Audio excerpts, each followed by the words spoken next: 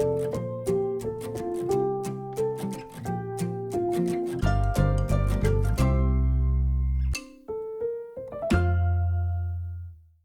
Corse, on peut trouver 10 sommets dépassant les 2000 mètres d'altitude.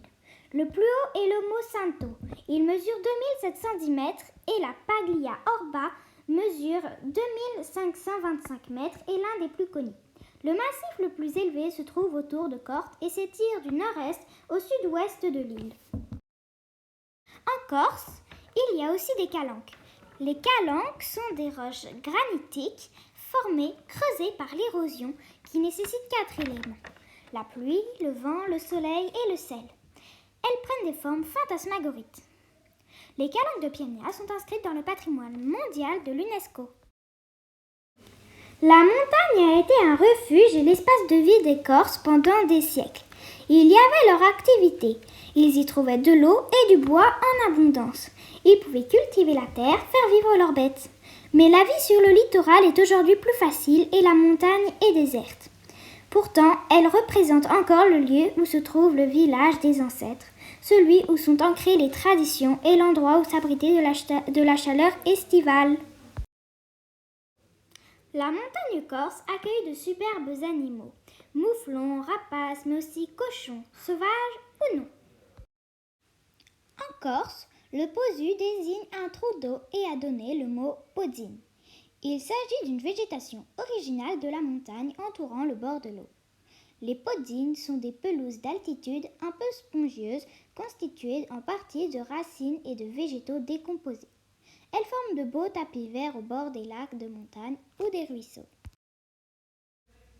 3 mers entourent la Corse.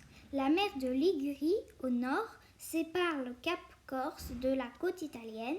La mer Tyrrhénienne à l'est sépare l'île de la Botte de l'Italie.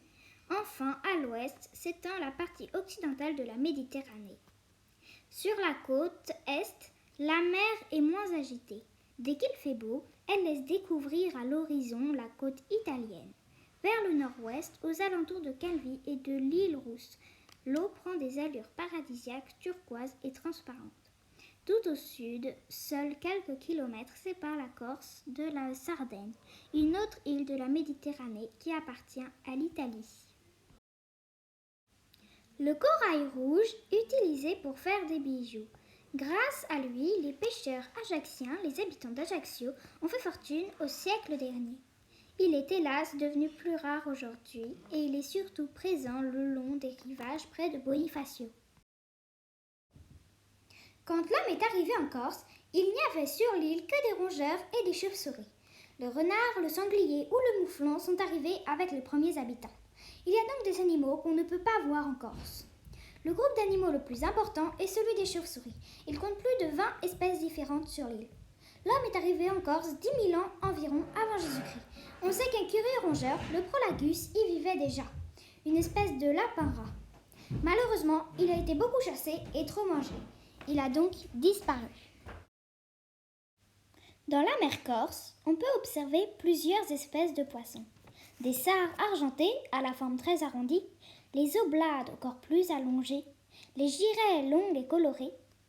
En mer, il y a aussi des espèces endémiques comme le mérou qui vit dans les profondeurs des eaux, le barracuda au corps long et rayé, la castagnole violette au reflet argenté et plein d'autres encore. Le mouflon de Corse est le symbole de la montagne. On peut le voir partout en photo, sur les cartes postales, les affiches, les t-shirts, mais l'observer en chair et en os est une autre histoire. Il vit dans le massif de Santo, au nord-ouest, et dans celui de Bavella, au sud-ouest. On pense que le mouflon est un descendant d'un mouton arrivé en Corse à la préhistoire.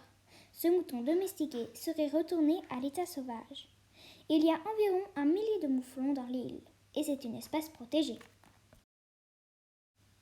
Un grand rapace protégé, lui aussi, est inséparable de la montagne corse. C'est le gypaète barbu, Altor en Corse. Il porte une barbichette sous son bec, comme son nom l'indique. C'est un des rapaces les plus rares d'Europe. Il se nourrit d'os trouvés sur les carcasses d'animaux morts. Quand un os est trop gros, il l'emporte en l'air et le laisse tomber sur un rocher pour qu'il se casse. C'est pourquoi on l'appelle aussi le casseur d'os. En montagne, on peut avoir l'occasion de voir des vaches et des cochons. Prudence, il n'est pas rare d'en croiser sur les chemins de promenade, sur les parkings ou sur la route. Avec un peu de chance, on peut aussi voir des brebis ou des chèvres. La citelle corse est un oiseau endémique à son île. Son royaume est la forêt de pins laricios.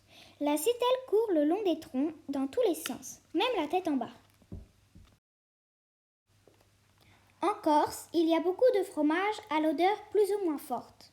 Fromage de brebis, fromage de chèvre, tous les bergers en fabriquaient autrefois avec le lait de leurs troupeaux. En Corse, on mange beaucoup de charcuterie, principalement du jambon.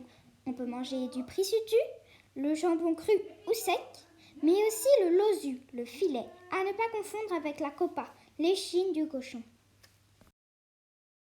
Le brooch est une spécialité corse. Ce n'est pas un fromage, il est préparé à partir de petits laits récupérés au moment de la fabrication du fromage.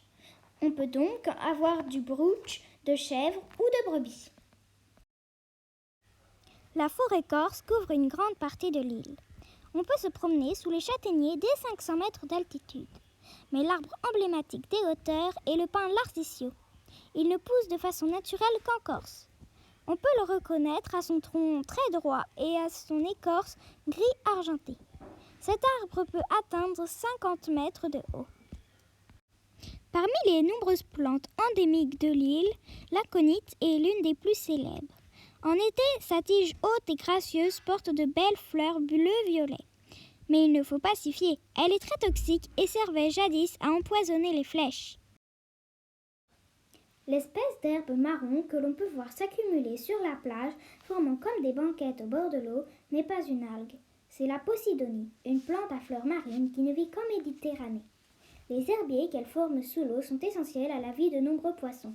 À la fin de leur vie, les feuilles s'échouent sur la plage. Elles empêchent le sable d'être emporté par la mer lorsqu'elle est trop forte. Les baies du maquis font le régal des animaux, mais pas seulement. L'arbousier donne de petits fruits rouges qui ressemblent à des fraises et dont on fait de la gelée ou de la confiture. À partir des baies du myrte, on prépare également de la gelée, mais aussi des breuvages plutôt destinés aux adultes, de la liqueur, appelée simplement myrte, et du vin. Les premiers hommes débarquent sur l'île environ 10 000 ans avant Jésus-Christ. Ils viennent de France et de Sardaigne et vivent de chasse et de cueillette. Ils occupent des abris sous les rochers. À partir de 5000 ans avant Jésus-Christ, les hommes s'installent vraiment en Corse. Ils cultivent les céréales, élèvent les animaux et fabriquent des outils de pierre. Puis ils se regroupent en villages, ils construisent des lieux protégés appelés castelli, dont les hauts murs sont faits d'énormes pierres. C'est le début de la période mégalithique, celle des dolmens et des menhirs, parfois sculptés comme des statues. On peut les voir, c'est impressionnant. Les Génois, des Italiens de la ville de Gênes, ont dominé la Corse pendant 5 siècles. Ils ont bâti des cités et des tours et imposé leur langue et leur culture, jusqu'à la Révolution. En 1755, le Corse Pascal Paoli prend la tête de la révolte contre Gênes. Il s'installe à Corte, qui devient la capitale de l'île. Il fait voter une constitution pour gouverner la Corse, très avancée pour son époque. Les Génois sont bien affaiblis. Ils demandent secours à la France qui leur rachète l'île. Paoli n'est pas d'accord et se bat, mais ses troupes sont durement vaincues par l'armée française en 1769 à Ponte Novu. Le père de la patrie doit quitter la Corse et s'exile en Angleterre. Pour les Corses, Pascal Paoli restera un héros. En 1769 naît Napoléon Bonaparte à Ajaccio. Une fois devenu empereur des Français, il fait de son île une terre française, une fois pour toutes.